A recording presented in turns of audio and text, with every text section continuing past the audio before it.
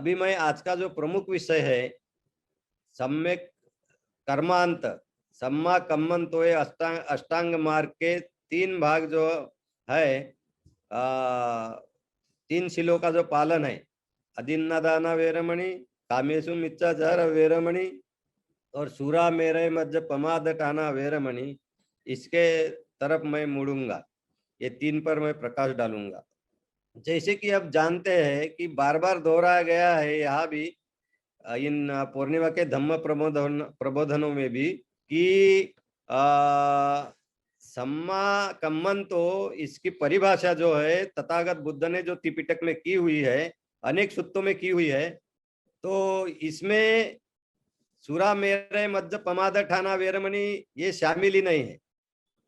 जैसे कि महासतीपट्टन सूत्र में भी बुद्ध ने सम्मा कम्मंतों के बारे में कहते हुए कहा है, कतमोच भिक्कवे सम्मा कम्मंतो पानातिपाता वेरमणि, अदिन्ना दाना वेरमणि, कामेषु मिच्छाचारा वेरमणि, अयं उच्चति भिक्कवे सम्मा कम्मंतो।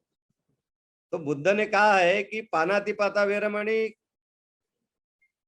अदिन्ना दाना वेरमणि और कामेषु मिच्छाचारा वेरमणि, ये 3 ही शील उन्होंने लिखे सम्मा कम्मंतो में, पता है। इसमें सूरा मेरे मध्य पमाद ठाना वेरमणि का नाम नहीं है।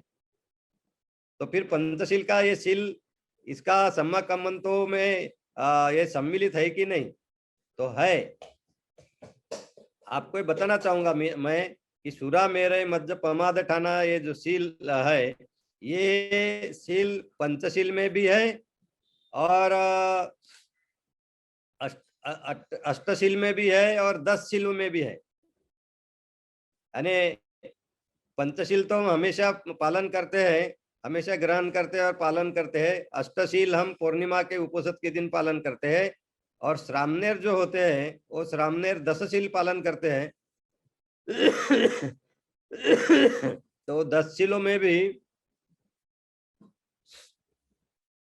तो ये 10 शीलों में भी सूरा मेरे मध्य पमाद ठाना वेरमणि शील का अंतर्भाव है, सम्मिलित है। और मैं एक बात बताता हूँ कि बौद्ध धम्म ग्रंथों में कामेषु मिच्छाचारा वेरमणि जो शील है, उसी में सूरा मेरे मध्य पमाद ठाना वेरमणि शील सम्मिलित है, ऐसा लिखा हुआ है।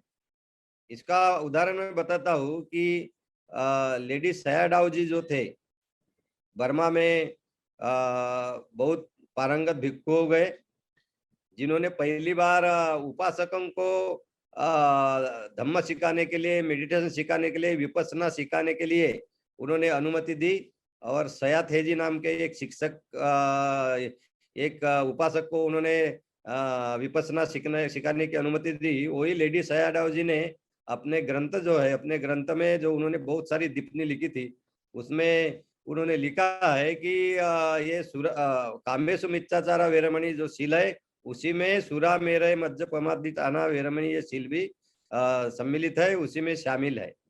तो त्रिपिटक के काफी सूत्रों में सूरा मेरे मध्य पमाद ठाना वेरमणि इसका सम्मा कम्मंतो में अगर अंतर्भाव नहीं किया हुआ है, तो भी हम यही समझे कि कामेषु मिच्छाचारा वेरमणि ये शील के साथ ही वो आ जाता है। तो इसलिए ये सम्मा कम्मंतो में 4 शीलों का हमें पालन करना है। पानातिपाता वेरमणि, अदिन्नादाना वेरमणि, सूरा मेरय मध्य कामेषु मिच्छाचारा वेरमणि और सूरा मेरय मध्य पमाद ठाना वेरमणि। तो अभी मैं आज के प्रबोधन का जो 3 शीलों पर जो आज का प्रबोधन है, उसमें से अदिन्ना दाना वेरमणि शील के बारे में आपको मैं कुछ बातें बताऊंगा। तो आप देखोगे तो पूरा त्रिपिटक इन शीलों से भरा हुआ है। आप कोई भी अगर त्रिपिटक का ग्रंथ आपने निकाला, दिग् निकाय हो, मध्यम निकाय हो, संयुक्त निकाय हो, अंगुत्तर निकाय हो, उद्दक निकाय हो, अनेक सूत्र के पन्नों में आपको ये शील मिलेगा।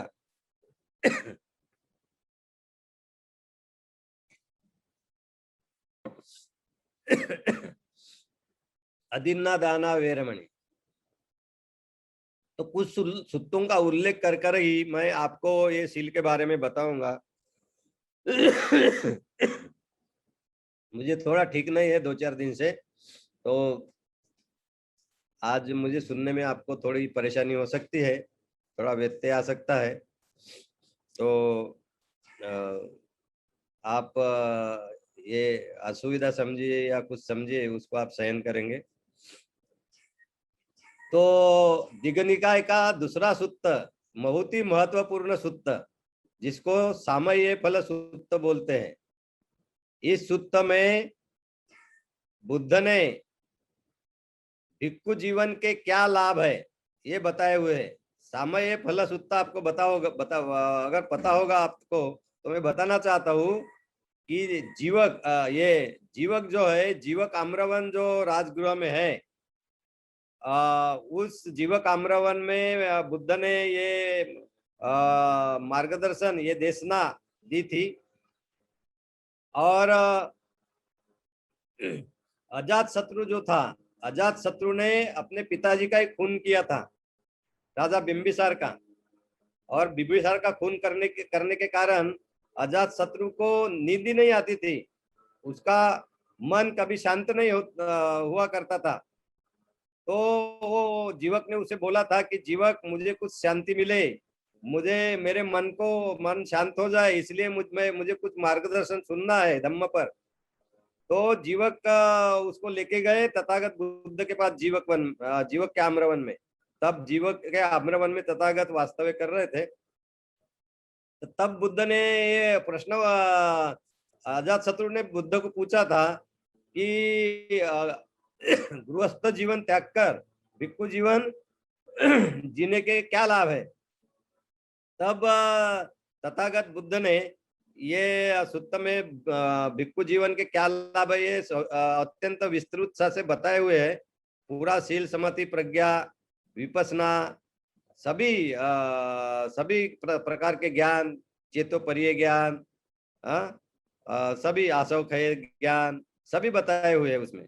तो 6 प्रकार के अभिज्ञा जिसे बोलते हैं, हाँ, ये सब सिखाया हुआ है उसमें। तो बहुत ही महत्वपूर्ण शील है, उसका अलग से हम अभ्यास कर सकते हैं। तो इस शील में, इस सामान्य फल सूत्र में, सामय फल सूत्र में शील का वर्णन करते हुए बुद्ध ने अदिन्ना दाना वेरमणि ये समझाया हुआ है कि अदिन्ना दाना वेरमणि क्या होता है। तो बुद्ध बोलते हैं, अदिन्ना दान पहाय अदिन्ना दाना पटिवीरता होती। बुद्ध क्या बोलते हैं कि कोई भी व्यक्ति अदिन्ना दान पाए, यानी अदिन्ना दान, अदिन्ना दान यानी जो दी हुई नहीं है, तो जो वस्तु, जो चीज हमें किसी ने, जो दूसरे के मालकियत में है, जो वो उसने हमें नहीं दी हुई है, उसका उपयोग नहीं करना चाहिए, उसका प्रयोग नहीं करना चाहिए, उसे अपनी नहीं समझना चाहिए, उसका उपभोग नहीं लेना चाहिए। तो इसका त्याग कर कर कोई व्यक्ति क्या होता है, अदिन्ना दाना पटिविरतो होती, यानी किसी की वस्तु चीज न लेकर, उसका प्रयोग न कर कर, उसका उपयोग न कर कर ही वो जीवन जीने वाला होता है।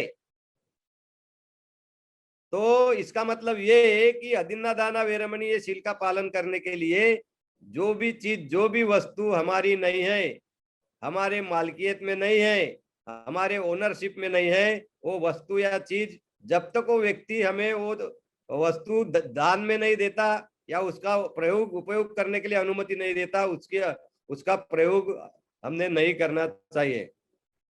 तो इसी में वो बोलते हैं कि ऐसा जो व्यक्ति होता है जो न दी हुई चीज कभी नहीं, न दान में न दी हुई चीज कभी नहीं लेता, उसका प्रयोग कभी नहीं करता। और बुद्ध क्या बोलते हैं, वो व्यक्ति कैसा होता है, वो दिन्नादायी होता है, दिन्नादायी होता है, दिन्न पटिकंकी होता है,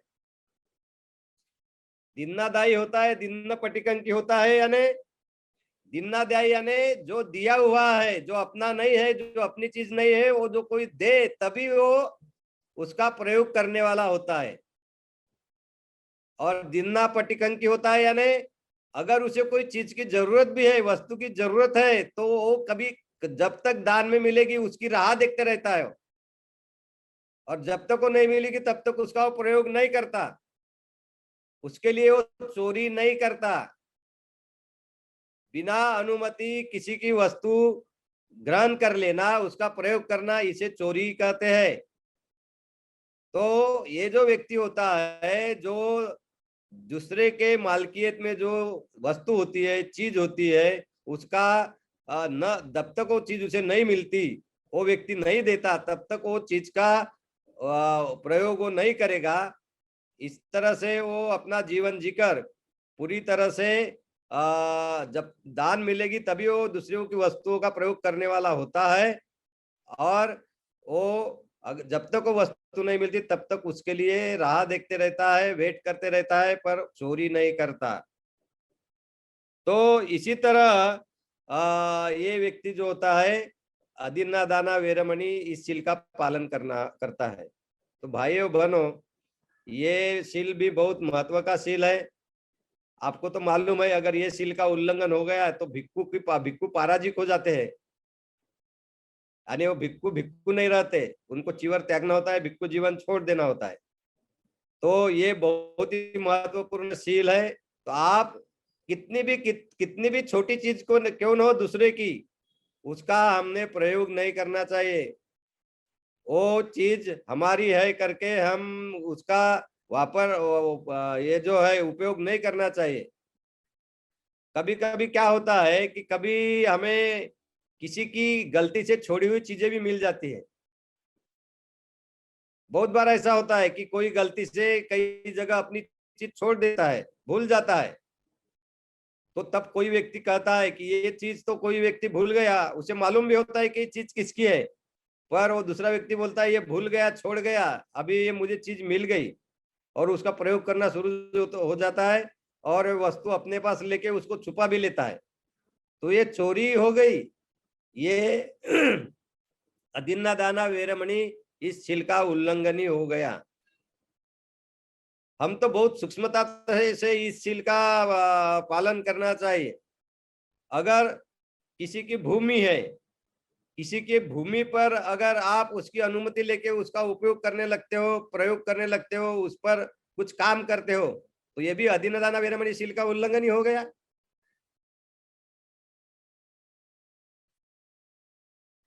तो ये सब बातें जो है, ये बातें बहुत ही गंभीरता से हमें सीखना है, समझ लेना है, और उसी तरह से हमारा आचरण हमें दृढ़ करना है।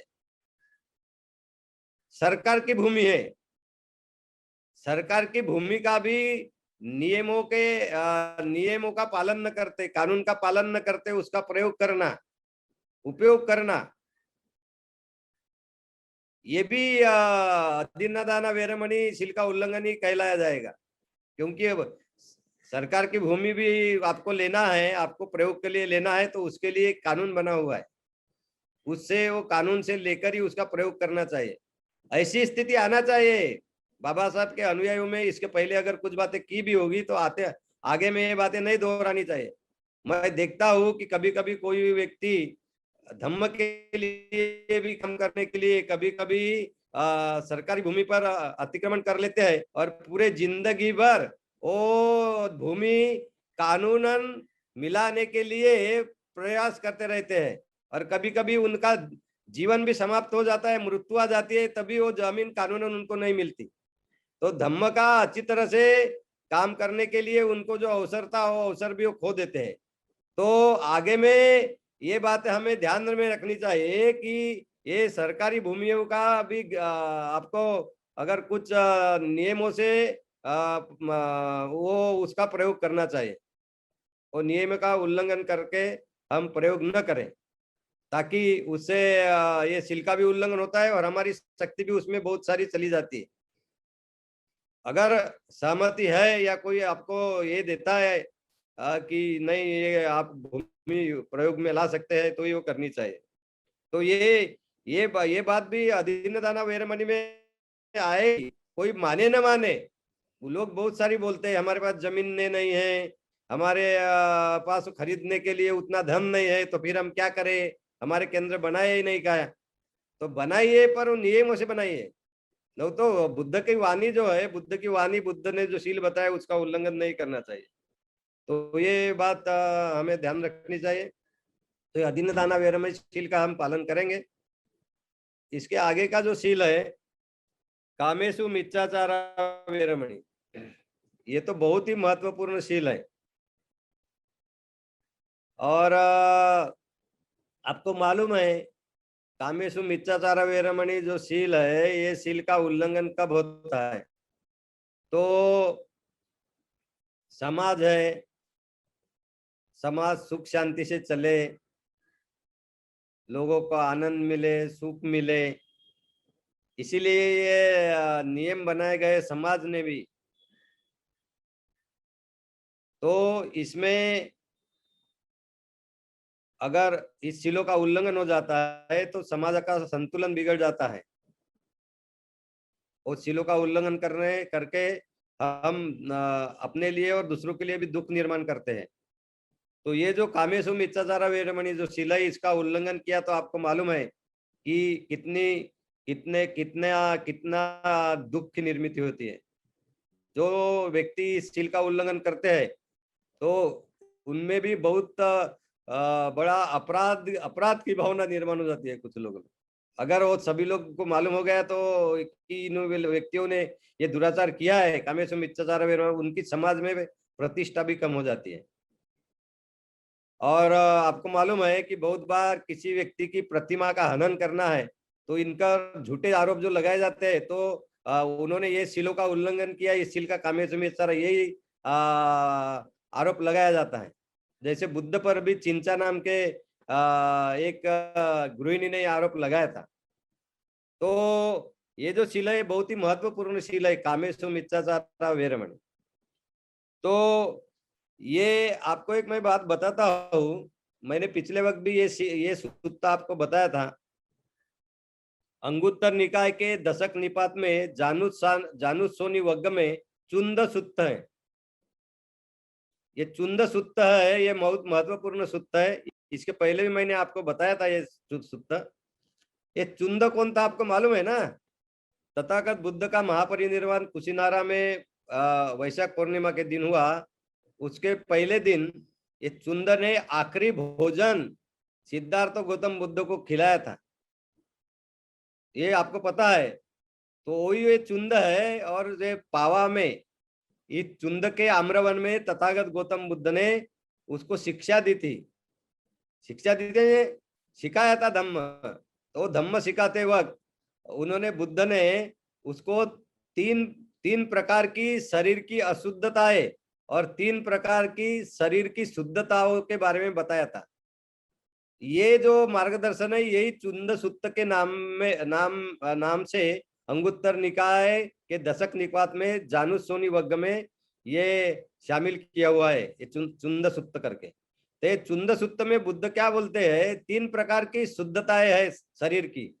तो वही 3 शुद्धताएं शरीर की उनकी, पानातिपाता वेरमणि, अदीन दाना वेरमणि, कामेशु मिच्छाचार वेरमणि। और मैंने बताया तुम्हें, कामेशु मिच्छाचार वेरमणि में सुरा मेरय मज्ज पमाद ठाना वेरमणि भी शामिल है।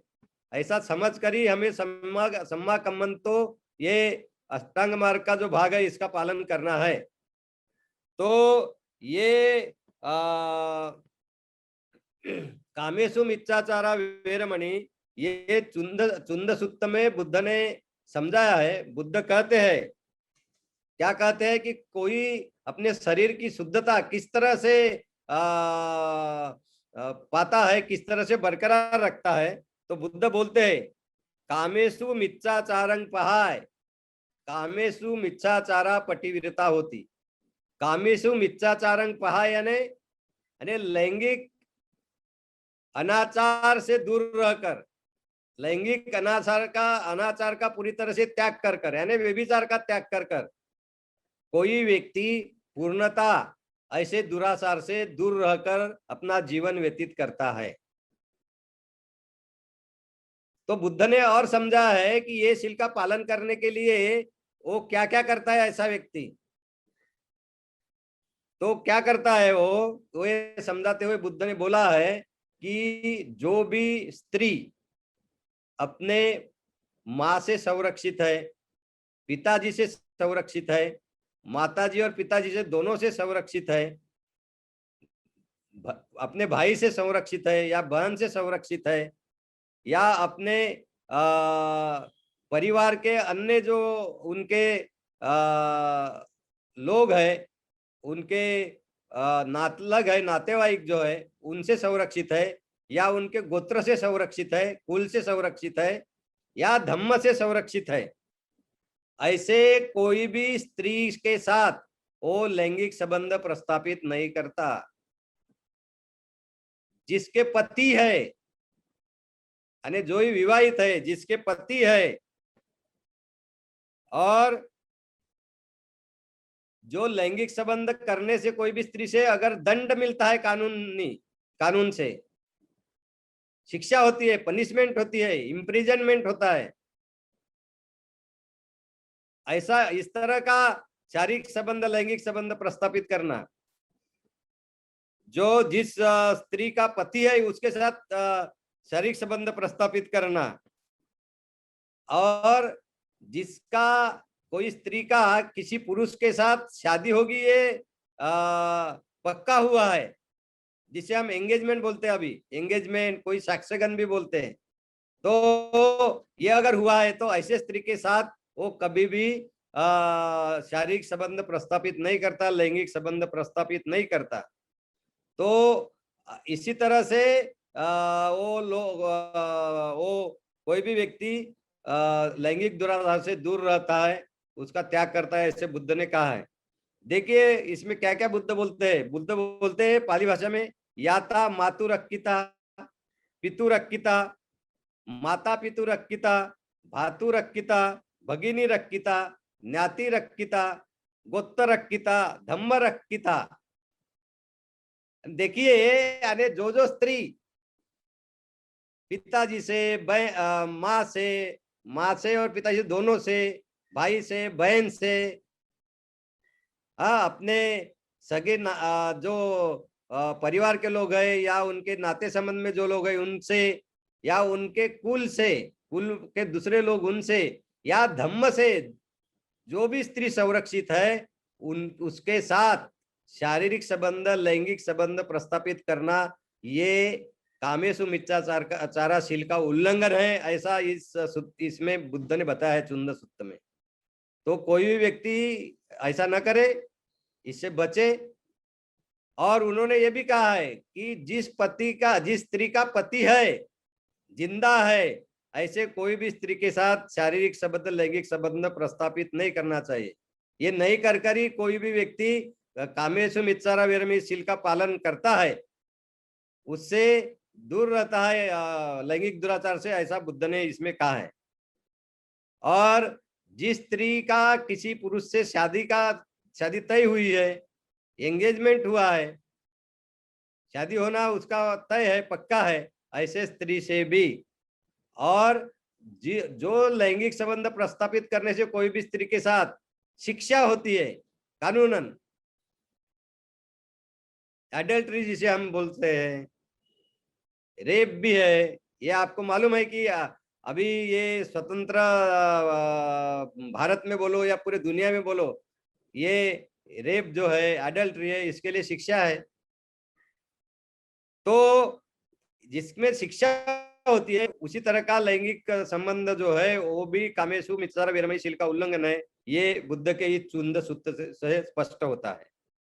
तो ये हम समझे। अभी इसमें एक शब्द आया हुआ है, बाकी तो आपने समझा कि माँ, पिताजी, बहन, भाई, सगे लोग, परिवार के लोग, नाते संबंध के लोग या कुल के लोग, ये तो आपको समझा होगा कि ये कैसे संरक्षित करेंगे महिला का, करते रहते हैं, हम जानते हैं। पर धम्म रक्षिता भी बोला है कि धम्म से संरक्षित स्त्री।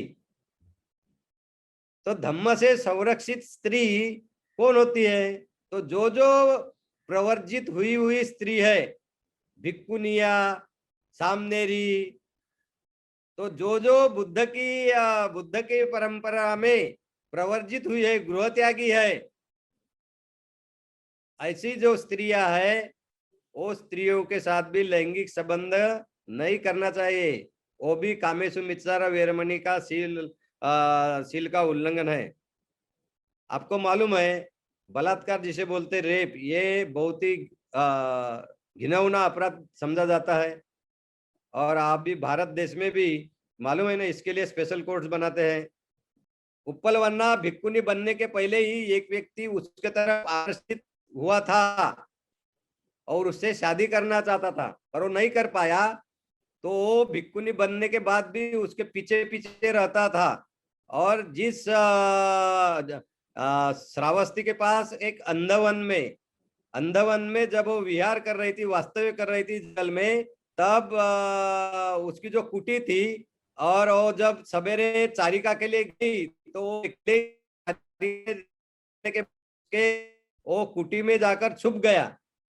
और जो चारिका से भोजन करके जब आई और अपने कुटी में बिस्तर पर बैठी, तब वो उसने उसको पकड़ा और उसके साथ बलात्कार किया। ये घटना घड़ी थी बुद्ध की प्रमुख शिष्या जो थी, चीफ डिसाइपल, उसके साथ। तो ये बहुत ही अकुशल ऐसा कर्म था। और ऐसा लिखा गया है कि तुरंत वो जो व्यक्ति था, अब ये लिखा गया है, मैंने इसको पहले भी आपको बताया था कि चिंचा के साथ भी ऐसा हुआ था। उसने आरोप लगाया था बुद्ध पर कि इन्होंने मेरे साथ लैंगिक संबंध प्रस्तापित किए हैं करके, तो जो गलत बोला था। तो ये जो इसने उपलवन्ना के साथ बलात्कार किया, तो ये भी तुरंत पृथ्वी ने उसे स्वालो कर लिया, ऐसा वहां लिखा हुआ है। और उसको शिक्षा मिल गई। तो ये बात तो हम उस वक्त जो लोग थे वो सही में ऐसा हुआ कि नहीं जान सकते, पर ग्रंथों में ऐसा लिखा हुआ है।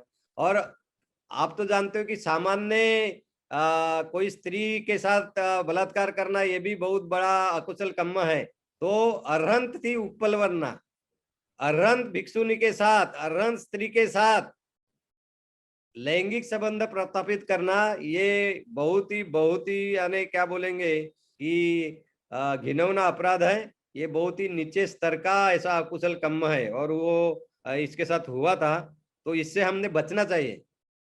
ये व्यक्ति के सुख के लिए और उसको धम्म मार्ग पर ले जाने के लिए ये जो कर्म ऐसा कोई भी करता है, बलात्कार का अगर कर्म करता है, तो कामेषु मिच्चाचार का शील तो है ही है, पर वो बहुत ही क्या बोल सकते कि कठोर ऐसा अकुशल कर्म है, और उससे हम बचे। इसके बाद मैं ये जो महत्व की जो बात है ना, कामेषु मिच्चाचार वेरमणि, ये जो बात है, इसके बारे में मैं कुछ और बातें बताना चाहता हूँ। एक, कामेषु मिच्चाचार वेरमणि शील का पालन करने के लिए क्या करना है, ये तो मैंने आपको बताया कि विवाहित स्त्री पुरुष ने शारीरिक संबंध, लैंगिक संबंध रखना, ये कामेषु मिच्चाचार वेरमणि शील का उल्लंघन नहीं है। पर जो भी स्त्री, माँ, पिताजी, भाई बहन, परिवार के लोग, नाते संबंध में लोग, गोत्र के लोग, या धर्म से जो भी महिलाएं संरक्षित है, स्त्रियां संरक्षित है, उनके साथ शारीरिक संबंध, लैंगिक संबंध प्रस्थापित करना, ये इस शील का उल्लंघन है, कामेषु मिच्चाचार वेरमणि शील का। ये बुद्ध ने ये चुंद सूत्र में बताया है। इसी तरह जिस स्त्री का पति है, पति जिंदा है, जो लैंगिक संबंध करने से कानून से शिक्षा हो सकती है, और जिसका किसी पुरुष से विवाह होना तय हुआ है, ऐसे स्त्री के साथ लैंगिक संबंध करना भी ये ये शील से क्या है, गलत है। ये कामेषु मिच्चाचार वेरमणि शील का उल्लंघन है। तो ये बात आप लोग समझ ले भाई और बहनों। हम देखते हैं हमारे जीवन में भी, और जब हम साहित्य पढ़ते हैं, बुद्ध काल का भी अगर साहित्य पढ़ते हैं, तो सभी कालों में, सभी समय में स्त्री पुरुष में बहुत ही ज्यादा आकर्षण होता है। ये नैसर्गिक है, स्त्री और पुरुष में आकर्षण होना ये नैसर्गिक बात है।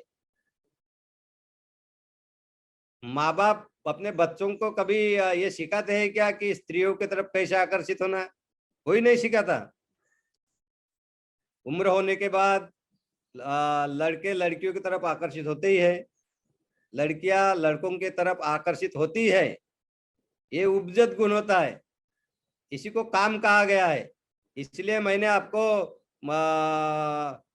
पहले एक सूत्र में सिखाया था कि राग द्वेष और मोह ये जो विकार है, ये जो छोटा बालक जो होता है जिसे कुछ भी नहीं समझता, सिर्फ हाथ और पैर हिलाते रहता है, उसमें भी वो सुप्त होते हैं, ऐसा बुद्ध कहते हैं। वो तो सुप्त गुण होते हैं, तो उसमें काम भी होता है। तो जब उम्र होती है बच्चों की और बच्चियों की, तो अपने आप ही बच्चे बच्चियों की तरफ और बच्चियां बच्चों की तरफ आकर्षित हो ही जाती है। किसी को सिखाना नहीं होता है, ये नैसर्गिक है। तो ये नैसर्गिक सत्य भी हमने समझ लेना चाहिए। और इसलिए तो बुद्ध ने फिर बताया कि ये सब संयमित इसमें होना चाहिए, तो फिर आप सुखी हो सकते हैं। तो इसके बारे में मैं कुछ प्रकाश डालूंगा, तो आप त्रिपिटक जरा पढ़ते रहिए। त्रिपिटक पढ़ना बहुत आनंद है। बुद्ध की शिक्षा समझना त्रिपिटक पढ़कर बहुत ही आनंद देता है, मन को, मन प्रसन्न हो जाता है, प्रफुल्लित हो जाता है। तो आप अंगुत्तर निकाय के एकक निपात पढ़ोगे, अंगुत्तर निकाय के एकक निपात में रूपादि वग्ग है। रूपादि वग्ग, रूपादि वग्ग यानी रूप आदि वग्ग। तो रूप यानी क्या? शरीर है ना। तो ये रूपादि वग्ग जो है अंगुत्तर निकाय के एकक निपात में, उसने बुद्ध ने ये जो सार्वजनिक सत्य है, नैसर्गिक सत्य है कि स्त्री पुरुष के तरफ आकर्षित होगी ही निसर्गतः, पुरुष स्त्री के तरफ आकर्षित होगा ही निसर्गतः, ये बुद्ध ने समझाया हुआ है। बुद्ध क्या बोलते हैं? बुद्ध बोलते हैं इस विश्व में पुरुष के लिए ऐसा कौन सा भी रूप उपलब्ध नहीं है जिसके तरफ वो स्त्री के रूप से स्त्री के रूप के तरफ आकर्षित होगा। यानी बुद्ध क्या कहते हैं? सबसे ज्यादा आकर्षित करने वाला, सबसे ज्यादा पुरुष को आकर्षित करने वाला, त्रस्त करने वाला रूप अगर कोई है, वो स्त्री का रूप है। और आगे बुद्ध बोलते हैं कि सबसे ज्यादा लुभाने वाला, आकर्षित करने वाला आवाज कोई होगा इस विश्व में पुरुष के लिए, तो स्त्री का आवाज है। सबसे ज्यादा आकर्षित करने वाला जो गंध है पुरुष के लिए, वो कोई होगा तो स्त्री का गंध है। सबसे ज्यादा आकर्षित करने वाला अगर कोई रस है, जिसको हम टेस्ट बोलते हैं, तो अगर कोई होगी तो स्त्री की चव है, ये रस है, ऐसा बुद्ध कहते हैं। और आगे में बोलते हैं बुद्ध कि पुरुष के लिए सबसे ज्यादा आकर्षित करने वाला अगर कोई स्पर्श होगा तो वो है स्त्री का स्पर्श। इस तरह से बुद्ध ने ये बहुत ही जो बात है नैसर्गिक है, सच है पूरी तरह से, वो उसमें सिखाया हुआ है, बताया हुआ है। उसी तरह इसी में बुद्ध बोलते हैं कि कोई स्त्री के लिए सबसे बड़ा आकर्षित करने वाला, त्रस्त करने वाला कोई रूप होगा तो वो पुरुष का रूप है। सबसे बड़ा आकर्षित करने वाला शब्द अगर कोई होगा कोई स्त्री के लिए, तो पुरुष का शब्द है, पुरुष का आवाज है। सबसे बड़ा आकर्षित करने वाला स्त्री के लिए कोई गंध होगा तो पुरुष का गंध है। सबसे बड़ा आकर्षित करने वाला कोई स्त्री के लिए अगर रस है तो वो पुरुष का रस है। और सबसे बड़ा आकर्षित करने वाला स्त्री के लिए कोई स्पर्श होगा तो पुरुष का स्पर्श है। ये बुद्ध ने ये अंगुत्तर निकाय के एकक निपात में रूपादि वग्ग में समझाया हुआ है। भाइयों बहनों, अंगुत्तर निकाय इसी से शुरू होता है। अंगुत्तर निकाय इसी से शुरू होता है। इसलिए ये जो सत्य बुद्ध ने बताया कि न बताते हुए भी उम्र में आने के बाद बच्चे बच्चियां अपने आप, जो बच्चे बच्चियों की तरफ और बच्चियां बच्चों की तरफ अपने आप आकर्षित होती है, क्योंकि लोभ द्वेष मोह जो होता है, अरे जो लोभ जो होता है इसको राग भी बोलते हैं, उसमें काम भी सम्मिलित है। ये जब जन्म होता है तभी ही सुप्त रूप में लैटेंट फॉर्म में बच्चों और बच्चियों के मन में होता ही है, और उम्र में आने के बाद वो अपना कार्य शुरू कर देता है। तो ये बात हमने समझ लेना चाहिए कि आकर्षण शुरू से होता है, और इसलिए आकर्षण शुरू से होता है तो आकर्षण को आ, आ, पूरा करने के लिए ये समाज ने व्यवस्था भी बनाई हुई है, कुछ कानून बनाए हैं, नियम बनाए हैं। अगर नियम नहीं बनाए, जंगल में जैसे होता है वैसा अगर कोई भी मेल कोई भी फीमेल की तरफ आकर्षित हो जाएगा इस मानव समुदाय में, तो फिर कोई यहाँ शांतता रहेगी ही नहीं, कोई सुख आनंद होगा ही नहीं, पूरा कोलाहल होगा, पूरा विश्व तो दुख में क्या बोलेगा, दुख में छाया हुआ देखेगा हमें। तो इसीलिए इसके समाज ने भी नियम बनाए हैं, और सर्वश्रेष्ठ व्यक्ति इस विश्व के जिसके मन की सर्वश्रेष्ठ शुद्धता होती है वो तथागत बुद्ध ने भी इस विश्व में सुख हो, आनंद हो, इस विश्व का अच्छे से नियमन चले, इसलिए जो पंचशील भी बताया उसमें कामेश मिच्छाचारा वीरमणि शील का उन्होंने पालन करने के लिए लोगों को बताया हुआ है। तो फिर मैं आपको एक बात और बताता हूँ, देखिए कि इससे आपको पता चलेगा कि ये बात किस तरह से हमने समझनी है, किस तरह से गहराई से समझनी है, और सत्यता हमें समझनी है। और हमें आकर्षण स्त्री पुरुषों में है, नैसर्गिक है, क्योंकि लोभ द्वेष मोह ये जो विकार है ये है ही है हर एक के मन में, पर वो मन संयमित रहे। लैंगिक संबंध प्रस्थापित करने के लिए समाज में जो कानून बनाए हैं, बुद्ध ने समाज का नियमन होने के लिए, समाज सुखी रहने के लिए जो शील दिए हुए उसी के अधीन रहकर ही कोई भी व्यक्ति ने अपना शारीरिक संबंध कोई पुरुष ने स्त्री से और स्त्री ने पुरुष से बनाने के लिए उसी सीमा कर रखना पड़ेगा। तो इसीलिए तो अष्टांग मार्ग का पालन है। अष्टांग मार्ग पालन करके हमें अपना मन संयमित रखना है, कोई शील का उल्लंघन नहीं होने देना है। आगे कि अंगुत्तर निकाय का एक टिक निपात है, उसमें संबोध वग्ग है, तित्ती यानी तृप्ति, यानी कभी समाधान ही नहीं, समाधान, तृप्ति यानी समाधान। तो ये तित्ती सूत्र में बुद्ध ने ये बताया है, तिन्न भिक्कवे पटी सेवनाय नत्ति तित्ती। क्या बोलते बुद्ध? तिन्न भिक्कवे पटी सेवनाय नत्ति तित्ती। बुद्ध बोलते तीन बातें करने से कभी तृप्ति होती ही नहीं, यानी वो बात करने से कभी व्यक्ति तृप्त होता ही नहीं। ऐसी कौन बातें बुद्ध ने बताई, कौन सी बातें तृप्त नहीं होता, जिससे करने से और करने की इच्छा होती है? तो उसमें बुद्ध बोलते हैं सोपस्स पटी सेवनाय, सुरा मेरे पानस पटी सेवनाय, और मेतुन धम्मा समापत्तिया पटी सेवनाय। क्या बोलते हैं? सोपस्स पटी सेवनाय यानी नींद, नींद जो हम लेते हैं, नींद, स्लीप, ये अगर हम बहुत सोते ही रहे तो भी उसकी तृप्ति नहीं होती, सोना पड़ता ही है। अरे आप बहुत सो गए एक दिन 15-20 घंटे, तो भी आपको आगे सोना नहीं पड़ेगा, सोना पड़ेगा ही। आपको पता है एक आध व्यक्ति अच्छे गहरी नींद में सोया हुआ है और आप उसको थोड़ी सी तकलीफ दो, इतना गुस्सा हो जाता है। तो नींद चाहिए, व्यक्ति को नींद मिलनी चाहिए, तो नींद कितनी भी लो उससे तृप्त नहीं होता व्यक्ति, इस तरह बुद्ध कहते हैं। फिर आगे में बोलते हैं वो सूरा मेरे ये पानस, सूरा मेरे यानी शराब, नशा आने वाली कोई आने वाला कोई भी मादक द्रव्य, इसका सेवन करने से भी कभी तृप्ति नहीं होती। वो और लेने की इच्छा होती है, क्योंकि नशा आता है।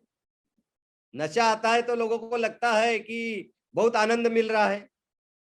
तो ये नशा पानी करने से भी, शराब पीने से भी और मादक द्रव्य का सेवन करने से भी तृप्ति नहीं होती, ऐसा बुद्ध कहते हैं।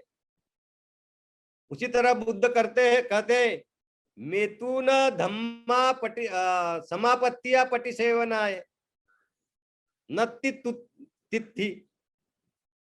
मेतुन धम्मा समापत्तिया पटि सेवनाय न तिथि। यानी लैंगिक संबंध बार बार प्रस्तापित करे तो भी और करने की इच्छा रहती है, वो कभी तृप्त नहीं होती, इस तरह से बुद्ध कहते हैं। तो ये बात हमेशा ध्यान में रखे, इसलिए बुद्ध कहते हैं इस पर अंकुश रखो, संयम रखो, संयमित रहो।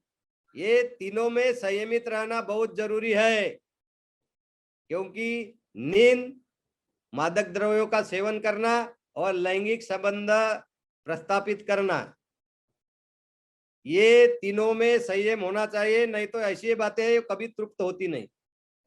तो ये बात हमने बहुत अच्छी तरह से समझ लेना जरूरी है।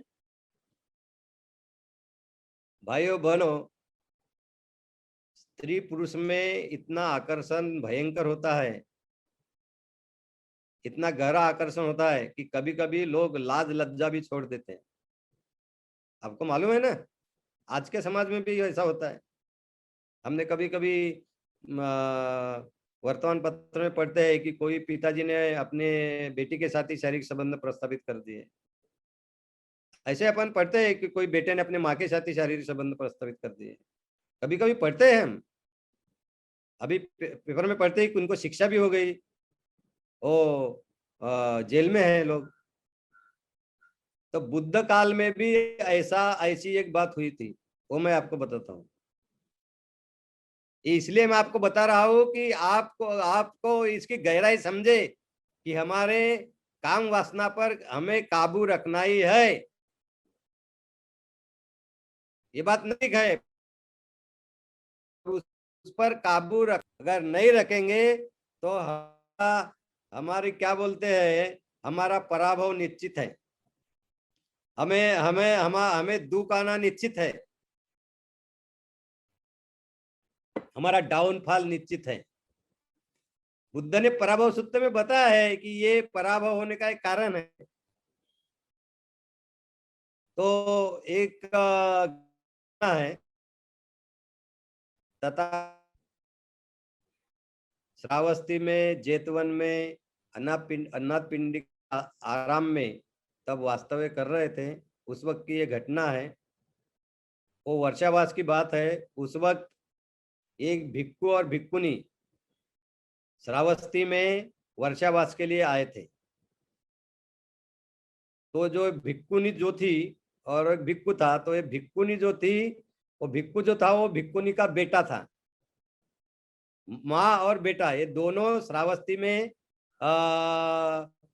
वर्षावास के लिए आए थे। आपको मालूम है कि वर्षावास में भिक्खु और भिक्खुनियां 3 माह के लिए एक ही विहार में रुकते हैं। और आपको मालूम है भिक्खु बुद्ध के काल में भिक्खुनियों के विहार अलग होते थे और भिक्खुओं के विहार अलग होते थे। एक ही विहारों में, एक ही जगह में भिक्खु भिक्खुनियां नहीं रहती थी। नजीक रहे तो भी वो उनका उनका जो विहार होता था अलग होता था, उसकी इमारत अलग होती थी। तो वैसे ही ये थे। पर वो भिक्खुनी बार बार अपने बेटे को, जो भिक्खु था, उसको मिलने की इच्छा प्रदर्शित करती थी। और वो बेटा जो था वो भी अपनी माँ को बार बार मिलने की इच्छा प्रदर्शित करता था। और वो जाते थे और मिलते थे, माँ बेटे को मिलती थी और बेटा माँ को मिलती थी। वो तो भिक्खु भिक्खु नहीं, भिक्खु और भिक्खु नहीं थे, तो वो माँ बेटे के संबंध उनके थे ही नहीं, वो खत्म हो गए थे। क्योंकि कोई अगर गृह त्यागी होता है, भिक्खु के बुद्ध के शासन में अगर प्रवर्जित होता है श्रामनेर करके या भिक्खु करके ही, तो कोई वो परिवार का सदस्य नहीं होता। कोई भिक्खु होता है तो उसको माँ भी एक उपासिका ही होती है। और कोई बेटा अगर कोई माँ बेटा अगर प्रोजित होता है तो माँ उसको उपासिका ही है, और माँ और प्रोजित होती है तो बेटा उसको उपासक ही है। तो इसमें माँ और पिताजी ये दोनों प्रवर्जित हुए थे। माँ और बेटा, और बार बार एक दूसरे को मिलते थे। तो बार बार एक दूसरे को मिलते थे वो। ये श्रावस्ती की घटना, तो जो माँ थी वो भिक्खुनी थी और बेटा भिक्खु था, तो वो बार बार मिलने लगे वो वर्षावास के समय में ही, श्रावस्ती में ही। और बार बार मिलने से उनमें आकर्षण निर्माण हो गया। और माँ बेटा तो थे वो, पर उनमें बार बार मिलने से उनको उनके एक दूसरे के शरीर के प्रति आकर्षण निर्माण हुआ। और शरीर के प्रति आकर्षण निर्माण होने के बाद उनमें काम वासना जागृत हुई और उनमें लैंगिक संबंध प्रस्थापित हो गए। यानी देखिए, है तो माँ और बेटा, और वो भी बुद्ध शासन में प्रवर्जित हुए हैं, भिक्खु है, यानी धम्म से संरक्षित है, दे आर प्रोटेक्टेड बाय धम्मा। और बुद्ध के विनय नियम से उन्होंने को पूरी तरह से शारीरिक आकर्षण से बचना है, किसी के साथ लैंगिक संबंधों प्रस्थापित ही नहीं कर सकते, क्योंकि वो पराजित का पहला ही नियम है। वो भिक्खु और भिक्खुनी रहने के पात्र नहीं रह जाते तब, अगर लैंगिक संबंध उनमें प्रस्थापित हो गया तो ऐसा होकर भी वो माँ और बेटे के बीच में लैंगिक संबंध प्रस्थापित हुआ। और ये बात फिर भिक्षुओं को पता चली, और फिर वो बात बुद्ध तक भी पहुंची। तो बुद्ध ने उनको बुलाकर वो बहुत डांटा, और वो बोला कि ये और पहले भी हमेशा बुद्ध ऐसे जो करते उनको मोक्ष पुरुष बोलते थे। मोक्ष पुरुष यानी मूर्ख व्यक्ति, निकम्मा व्यक्ति।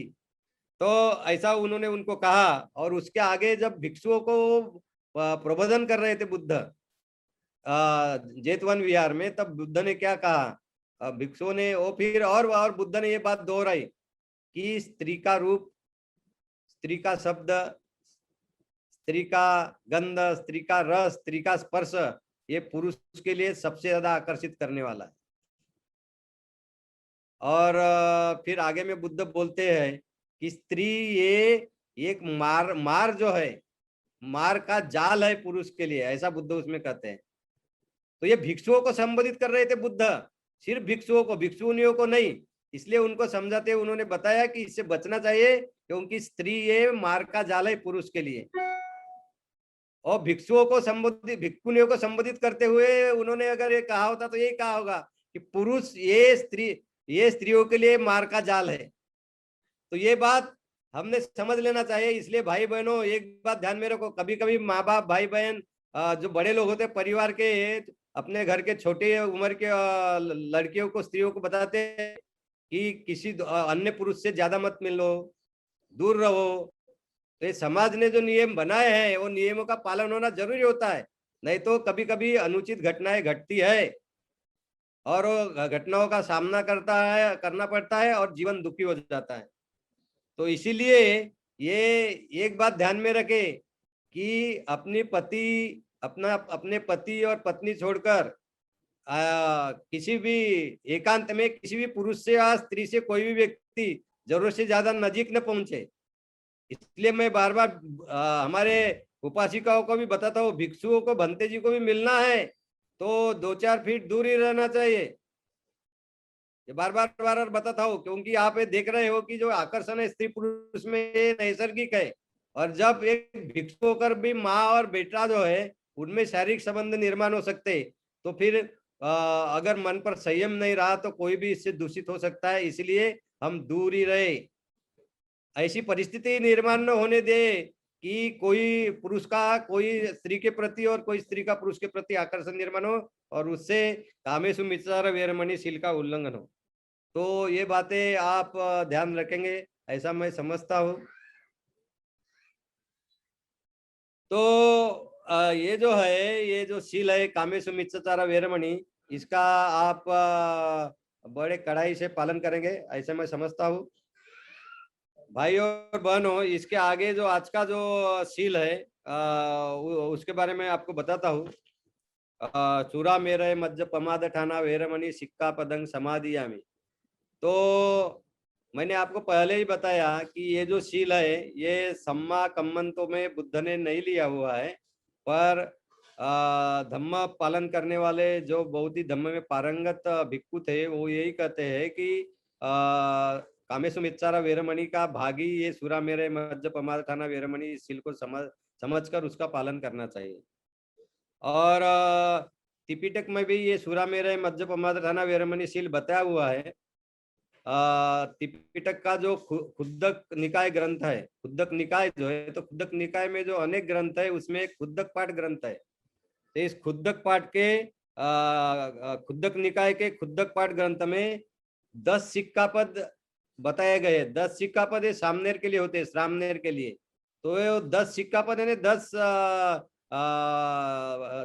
इसके प्रशिक्षण के नियम। तो 10 प्रशिक्षण के नियमों में एक सूरा मेरय मध्य प्रमाद ठाना वेरमणि सिक्का पदंग समाधियामी, ये भी शील है। तो इस शील का भी हमें पालन करना है। और मैंने आपको बताया कि भंते लेडी सयाडाव जी जो थे, बर्मा में थे, मंडाले के पास, और आज भी वहाँ लेडी मोनेस्ट्री है। और लेडी मोनेस्ट्री में वो धम्म का पालन करते थे, समाधि का अभ्यास करते थे। उसके पास के गुहा में ही समाधि का अभ्यास करते थे वो। तो वो लेडी सयाडेव जी ने, जिन्होंने उपासक को पहली बार विपसना सिखाने की अनुमति दी, उन्होंने भी अपने ग्रंथ में लिखा है, मैनुअल्स ऑफ धम्म में। और वो दीपनीज लिखे, वो दीपनी में जो मैनुअल्स ऑफ धम्म इस ग्रंथ में सम्मिलित है कि कामेशु मिच्चारा वेरमणि, इस शील का ही सुरा मेरा मध्य प्रमाद ठाना वेरमणि ये शील है, ये भाग है। तो सुरा मेरे मध्य प्रमाद ठाना वेरमणि इस शील का पालन करने के लिए सुरा मेरे और मध्य इसका सेवन वर्जित है। अभी सुरा यानी क्या, तो ये आज भी सुरा को मदिरा ही समझते हैं। मदिरा, सुरा यानी मदिरा, वाइन, दारू, शराब, यानी एक शब्द इसके लिए है। तो इसका हमने सेवन नहीं करना है। और मेरे, मेरे यानी ये भी शराबी है, ये भी दारू है, पर वो मेरा सुरा और मेरे बनाने की पद्धति अलग अलग बताई गई है। तो ये जो होती है सुरा, ये डिस्टिलेशन प्रोसेस से बनाते हैं, और मेरे जो है ये फर्मेंटेशन प्रोसेस से बनाते हैं। तो ऐसे दो बनाने के दो अलग अलग पद्धति है, पर वही तो शराबी। तो सुरा मेरे ये शराबी है, मादक द्रव्य ही है। और मज्जा, मज्जा यानी मादक द्रव्य जिससे नशा आती है। ये तीनों से नशा आती है। केवल केवल लोग सेवन करते हैं, नशा आती है, इससे नशा आती है। तो लोग बोलते हैं कि इससे वो उनको बहुत आनंद मिलता है, वो अपने दुख वगैरह भूल जाते हैं, या कुछ कठिन परिस्थिति रही उसे भी भूल जाते हैं, और इसलिए उनको आनंद मिलता है, इसलिए उनका सेवन करते हैं। तो बुद्ध कहते हैं ये सेवन मत करिए, ये सेवन मत करिए। इसलिए बुद्ध कहते हैं क्योंकि इससे क्या हो जाता है, असावधानता का सामना करना पड़ता है। असावधानता, लापरवाही और अनवधता, ये निर्माण हो जाते हैं। देखिए आप शराब पिया हो कोई व्यक्ति देखो, बहुत बार देखते हैं कि रास्ते से जा रहा है, लड़खड़ा रहा है, उसको होश भी नहीं, होश होता है, और वो रास्ते पे गिरे हुए भी लोग हमें दिखते हैं। तो इसी तरह, और आपको अभी तो मादक द्रव्य बहुत आ गए हैं, अपूत, चरस, गांजा बहुत सारे हैं, और उसके दुष्परिणाम देखो आप। एक बार अगर उसका, या बुद्ध ने तो कहा है, अगर मादक द्रव्य सुरा मेरे इसका इसका सेवन करने लगे तो कितना भी सेवन करे इससे तृप्ति नहीं होती, ऐसा बुद्ध ने कहा है। लेना ही पड़ता है, बार बार लेना पड़ता है। अगर उसे छोड़ना है तो फिर आपको डी एडिक्शन सेंटर में भर्ती होना पड़ता है। वहां जाकर फिर आप कोई चिकित्सा होने के बाद ही आप उससे दूर हो सकते हैं। तो ये बात बहुत अच्छी तरह समझ लीजिए। तो हम मदिरा, सुरा, मादक द्रव्य का सेवन हमने नहीं करना चाहिए, क्योंकि इससे हम हमारा विवेक खो बैठते हैं, इससे हम हमारा विवेक खो बैठते हैं। सोचने का जो हमारा शक्ति है वो खो बैठते हैं, और बहुत ही गलत बर्ताव लोग करते हैं। कभी महिलाओं से अभद्र बात करेंगे, किसी दूसरे व्यक्तियों को अभद्र बात कहेंगे, तो ये बातें हो जाती है। इसलिए ये मादक द्रव्यों का सेवन हमने नहीं करना चाहिए।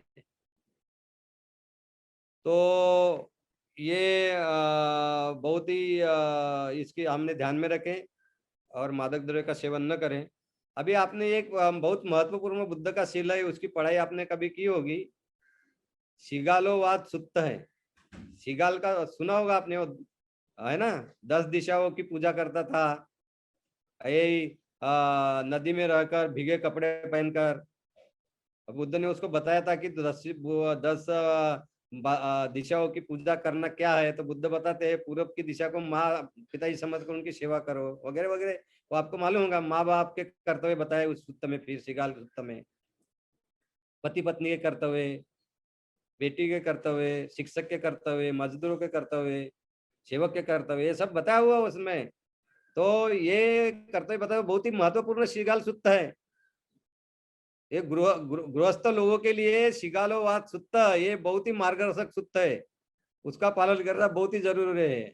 आगे जब हमारे अष्टांग मार्ग पर की ये हमारी भी मालिका चल रही प्रबोधनी की, ये जब खत्म होगी, कम से कम 1 साल तो ये चलेगी मालिका, ऐसा मुझे लगता है अष्टांग मार्ग का। क्योंकि सम्मा सती जो है उस पर बहुत काफी प्रबोधन करने पड़ेंगे, उसके ऊपर 5-6 सेशन तो करने पड़ेंगे सम्मा सती पर, तब वो पूरा होगा, ऐसा मुझे लगता है। तो ये और 1 साल तो ये धम्म प्रबोधन इस पर ही चलेगा, अरिय अट्टंगी को मग्गो पर। उसके बाद में हम अलग अलग सूत्रों पर चर्चा करेंगे, या महीने के कुछ दूसरे दिन, इतवार के दिन वगैरह मैं ये कुछ सूत्रों पर मार्गदर्शन करने का की बात सोच सकता हूँ। तो ये शिगालोवाद सूत्र ने बुद्ध ने कहा है कि संपत्ति का नाश होने के 6 कारण है। शिगालोवाद सूत्र में बुद्ध ने कहा है कि संपत्ति का नाश होने के 6 कारण है। उसमें से एक कारण उन्होंने बताया कि नशा पानी करना, मादक द्रव्यों का सेवन करना। तो ये मादक द्रव्यों का सेवन करना, सुरा मेरय मज्ज, इसका सेवन करना, ये संपत्ति का विनाश होने का एक कारण है, ऐसा बुद्ध ने शिगालोवाद सूत्र में कहा है। और इसी शिगालोवाद सूत्र ने बुद्ध ने नशा पानी करने के, मादक द्रव्य सेवन करने का किससे क्या नुकसान होते हैं, क्या 6 प्रकार के संकट आते हैं, ये बताया हुआ है। तो ये 6 बातें कौन सी है बताएंगे कि क्या 6 प्रकार के नुकसान होते हैं शराब पीने से, नशा पानी करने से। एक, संपत्ति का नाश हो जाता है, तो मैंने अभी बताया। दूसरा, इससे कलह बढ़ते हैं, वाद विवाद ज्यादा होते हैं। तीसरी बात है, जो नशा पानी करता है, मादक द्रव्य लेता है, ऐसे व्यक्ति को रोगी होने की संभावना ऐसे व्यक्ति की ज्यादा होती है। चौथी बात, ऐसे व्यक्ति की समाज में गलत प्रतिमा निर्माण हो जाती है, खराब चरित्र का व्यक्ति है, ऐसी प्रतिमा निर्माण हो जाती है। पांचवी बात है कि ऐसा शराब लेने वाला व्यक्ति या मादक द्रव्य का सेवन करने वाला व्यक्ति शरीर का निंदाजनक प्रदर्शन भी करता है। शरीर का निंदाजनक लांछनास्पद प्रदर्शन करने से भी वो डरता नहीं। और ऐसे व्यक्ति के प्रज्ञा का दुर्लभीकरण हो जाता है, दुर्बलीकरण हो जाता है, ज्ञान का, प्रज्ञा का दुर्बलीकरण हो जाता है। तो इस प्रकार के 6 प्रकार के नुकसान मादक द्रव्य सेवन से होते हैं, ऐसे बुद्ध ने शिगालोवाद सूत्र में समझाया है। तो ये हम ध्यान में रखें, और ये सुरा मेरय मज्ज प्रमाद ठाना वेरमणि, इस सील का पूरी तरह से पालन करें। कभी भी नशा पानी न करे, शराब न ले, ड्रग्स वगैरह न ले, मादक द्रव्य का सेवन न करें, तो इससे हमें बचना है। भाइयों बहनों, तो ये सम्यक कर्मांत जो है, अष्टांगिक मार्ग का चौथा भाग जो है, इसमें 4 प्रकार के शीलों के बारे में मैंने मार्गदर्शन किया हो। पिछले पूर्णिमा के दिन पानातिपाता वेरमणि, और आज के पूर्णिमा के दिन अदिन्नादाना वेरमणि, कामेशु मिच्छाचारा वेरमणि, और सुरा मेरय मज्ज प्रमाद ठाना वेरमणि। इन 3 शीलों के बारे में मैंने आपको समझाया हुआ है। इन 3 शीलों के बारे में मैंने कुछ बातें आपको बताई है त्रिपिटक के आधार पर। तो ये जो 4 शील है सम्यक कर्मांत में, इसमें से जो 3 शील है, पानातिपाता वेरमणि, अदिन्नादाना वेरमणि, कामेशु मिच्छाचारा वेरमणि, ये 3 शील का उल्लंघन जब हम करते हैं तो हम दूसरे व्यक्ति को दुख देते हैं। यानी जैसे पानातिपाता वेरमणि का उल्लंघन किया तो कोई जीव की हत्या ही हो जाती है, उसका जीव चला जाता है, उसको मृत्यु आ जाता है, वो मृत्यु को प्राप्त हो जाता है। यानी दूसरे व्यक्ति का सीधे सीधे क्या हो गया, नुकसान हो गया। दूसरे शील का उल्लंघन किए, अदिन्ना दाना वेरमणि इस शील का, तो भी दूसरे व्यक्ति की वस्तु हम उसकी अनुमति न लेकर हम उसका उपयोग करते हैं, उसके वस्तु की चोरी करते हैं, तो दूसरे व्यक्ति का नुकसान हो गया।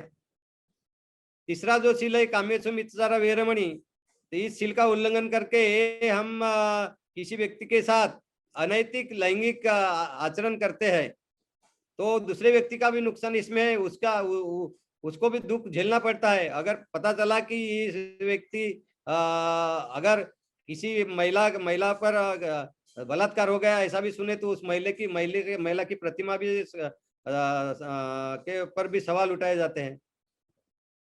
और जो कोई ऐसा करता है उस पर तो उठाए जाते हैं, पर वो महिला पर भी हो जाता है, तो महिला को भी दुख पहुंचता है। तो ये तीनों शीलों से दूसरे व्यक्ति को दुख पहुंचता है, ऐसे तीनों शील हैं, तो इससे हमें बचना है। पर ये चौथा जो शील है सुरा मेरे पज्ज पमाद ठाना वेरमणि, इसका उल्लंघन करने से पहले खुद को ही हानि होती है। यानी जो शराब पिएगा, मादक द्रव्य का सेवन करेगा, उसको ही 4 प्रकार के नुकसान होता है, 6 प्रकार का नुकसान होता है, बुद्ध ने खुद ही बताया। संपत्ति का विनाश होता है, ओ उसका वो कलह बढ़ जाते हैं, उसके झगड़े टंटे उसके बढ़ जाते हैं, उसको रोग होने की संभावना होती है ना, उसकी प्रतिमा खराब हो जाती है समाज में, वो शरीर का लांछनास्पद प्रदर्शन भी कर सकता है, और उसके प्रज्ञा का दुर्बलीकरण भी हो जाता है, तो उसको सबसे पहले नुकसान होता है। पर इतना ही नहीं होता, ये चौथा बुद्ध और ये बोलते हैं सभी ग्रंथकार कि ये चौथा शील जो है सुरा मेरे मज्ज पमाद ठाना का, इसका सबसे पहले तो व्यक्ति को जो मादक द्रव्य का सेवन कर उसको नुकसान होता है, पर इससे दूसरों को भी नुकसान होता है, क्योंकि ये शील का उल्लंघन होने के बाद, सुरा मेरे मज्ज पमाद ठाना वेरमणि, इस शील का उल्लंघन होने के बाद व्यक्ति पानातिपाता वेरमणि, कामेशु मिथ्याचार वेरमणि और अदिन्ना दाना वेरमणि, इस शीलों का उल्लंघन करने की संभावना बढ़ जाती है। और इसीलिए ये चौथा शील भी दूसरों को हानि करने के लिए उतना ही उसमें उतना ही प्रभावशील है, ऐसा कहा गया है। इसलिए चारों शीलों को का हम कड़ाई से पालन करना चाहिए।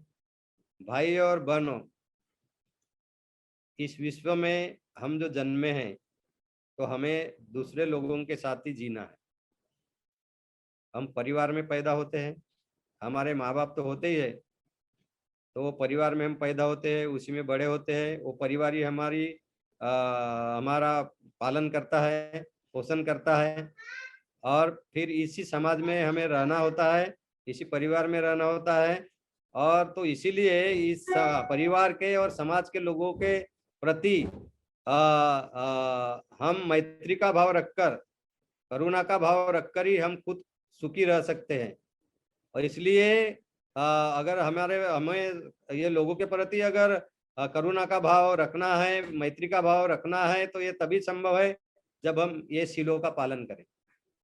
तो ये जो सम्यक कर्मांतन है, बुद्ध ने ये 4 शील बताए हैं, ये चारों शीलों का हम कड़ाई से पालन करेंगे, कभी उल्लंघन नहीं होने देंगे, और ये समाज का ये समाज में शांति और सुख बनाए रखने के लिए हम एक महत्वपूर्ण भूमिका अदा करेंगे। तो इसी मेरे प्रबोधन के साथ ये सम्यक कर्मांत का मेरा जो प्रबोधन है, ये मैं समाप्त करता हूँ। भाई और बहनों, आप सभी शीलवान हैं, आप में श्रद्धा है, बुद्ध के प्रति, बाबा साहब अम्बेडकर जी के प्रति आपसे मुझे विनती है कि बुद्ध शासन इस भारत में, महाराष्ट्र में, बाबा साहब की भूमि में मजबूत करने के लिए आपका शील पालन बहुत ही दृढ़ करो। धम्म तभी मजबूत होगा, बुद्ध शासन तभी मजबूत होगा जब धम्म पालन करने वाले लोग मजबूत होंगे। भिक्खु, भिक्खुनी, उपासक और उपासिका, ये चारों संघ जब मजबूत होके तभी बुद्ध शासन मजबूत होगा। और ये भिक्खु, भिक्खुनी, उपासक, उपासिका, इनको मजबूत होने के लिए इनका धम्म पालन बहुत मजबूत होना जरूरी है। भिक्खु भिक्खुनियों के लिए उनका विनय है, भिक्खुओं के 227 विनय नियम, भिक्खुनियों के 311 विनय नियम, और उपासक उपासिकाओं के लिए पंचशील, अष्टशील, तो ये पालन बहुत ही मजबूत हो तभी हम आगे बढ़ेंगे, बुद्ध शासन को समृद्ध करेंगे। और भारत भूमि में जैसे कि बाबा साहब अम्बेडकर जी ने अपेक्षा व्यक्त की थी कि ये भारत भूमि में मेरे उपासक उपासिकाएं, मेरे अनुयायी बुद्ध शासन को गौरव प्राप्त करके देंगे। तो ये गौरव हमें प्राप्त करके देना है और ये तभी संभव है जब हम हमारा शील पालन दृढ़ करेंगे, क्योंकि शील पालन ये हमारे अष्टांग मार्ग के पालन की नींव है, फाउंडेशन है। और उसी से हम शील और समाधि का अभ्यास करके आगे में हमारे लोभ मोह द्वेष विकार नष्ट करके, तृष्णा नष्ट करके, आसव नष्ट करके हम दुख मुक्ति के मार्ग पर और ज्यादा जोरों से अग्रसर हो सकते हैं, तेजी से अग्रसर हो सकते हैं और अपने लिए सुख प्राप्त कर सकते हैं, दुख मुक्त अवस्था प्राप्त कर सकते हैं। तो मैं आपको शुभेच्छा देता हूँ इस भाद्रपद पूर्णिमा की। आपने जो अष्टशील ग्रहण की है वो आप कड़ाई से पालन करेंगे कल सूरज निकलने तक, और आज के इस पूर्णिमा के दिन अष्टांग मार्ग का और कड़ाई से पालन करेंगे। जिनको समाधि का अभ्यास पता है वो जरूर समाधि का अभ्यास करेंगे, समत विपसना का अभ्यास करेंगे, ऐसी मैं अपेक्षा करता हूँ। आप सुखी रहे, आपके परिवार के लोग सुखी रहे, आपका अष्टांग मार्ग का पालन बहुत ही दृढ़ हो, आपके परिवार के सभी लोगों को अष्टांग मार्ग के पालन में रुचि निर्माण हो, उनका भी अष्टांग मार्ग का पालन मजबूत हो, आपकी सभी तरह से प्रगति हो, विकास हो, शारीरिक दृष्टि से, मानसिक दृष्टि से, और आपके परिवार का धन बढ़े और उसी धन से बुद्ध शासन की सेवा हो और आप अष्टांगिक मार्ग के पालन से दुख मुक्ति की तरफ अग्रसर हो, ऐसी मैं कामना करता हूँ। आपको सबको शुभेच्छा देता हूँ और आज का ये प्रबोधन यही समाप्त करता हूँ। सब्बे सत्ता सुखिनो हन्तु, सब्बे सत्ता खेमिनो हन्तु, सब्बे सत्ता सुखितत्ता हन्तु। सभी जीव शारीरिक दृष्टि से और मानसिक दृष्टि से सुखी रहे, सभी संकटों से दूर रहे। भवतु सब्ब मंगलम, भवतु सब्ब मंगलम, भवतु सब्ब मंगलम। सभी जीव सुखी रहे, सर्व जीव सुखी हो। मे ऑल बीइंग्स बी हैप्पी। जय भीम, जय भारत, जय बुद्ध।